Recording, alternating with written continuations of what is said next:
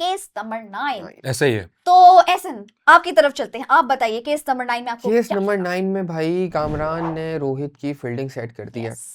कामरान ने रोहित को उस पॉइंट पे लाके खड़ा कर दिया है कि अब वो कहीं का नहीं रहा, वो बिजनेस से साइड हो रहा है। बोले तुमने मुझ पे इतने इल्जामात लगा दिए हैं कि अब अगर मैं बिजनेस में रहूंगा भी तो फिर भी मेरे कैरेक्टर वैसा ही बन जाएगा, तो वो अब छोड़ के जा रहा है। नहीं, वकील ने बहुत क्रेजी काम किया है। जो बात है रोहित का, तो उसने पत्ता साफ कर दिया कि अब रोहित तुम कहीं जाओ, कुछ कर भी नहीं सकता, ऐसा कर दिया। मैं यही था ना, उसको लेने के देने पड़ गए। लेकिन बॉयज कामरान की बेगम के हाथ जो है ना, कैमरा की फुटेज लग चुकी है भाई, बॉस।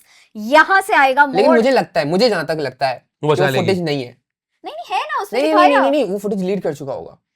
लेकिन फुटेज तो वो देख रही है लेकिन वो जो एग्जैक्टली वो नहीं, फुटेज मैंने देख ली, देख ली ना, ड्राइव में देखी है। लेकिन इसमें दो चीजें हैं, या तो वो बता देगी कि ये मेरे शौहर ने ही इज गिल्टी, ईदर वो बोलेगी कि ये चला गया तो पैसा चला जाएगा मेरे पास से, तो शी माइट गेट ग्रीडी। उसके बाद भी एक काउंटर है, वो बोले कि नहीं मैं बचाऊंगी अपने शौहर। एक काउंटर है, फुटेज जो भी देखी है वो घर के बाहर की है।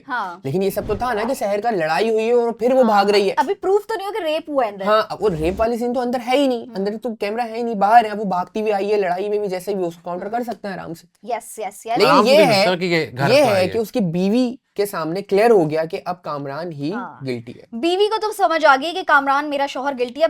अब रोहित से ज्यादा गेम जो है, टर्निंग पॉइंट है बेगम के हाथों में, कि अगर बेगम जाके ये कोर्ट में आप देखिए गेम किस तरह इधर-उधर हो रहा है कि कभी रोहित के हाथ में, कभी उसके हाथ में, कभी सनम के हाथ में। बेगम ना भी करे, जो गौहर के जो सीनियर पुलिस ऑफिसर हैं, वो अगर दोबारा से उन्होंने अपनी सारी इन्वेस्टिगेशन करी, सारा सीडीआर निकालेंगे, कॉल्स का, रिकॉर्ड का, हर चीज का, तो फिर तो वो तो आएगा ही जो उसने रिपोर्ट बनाई थी।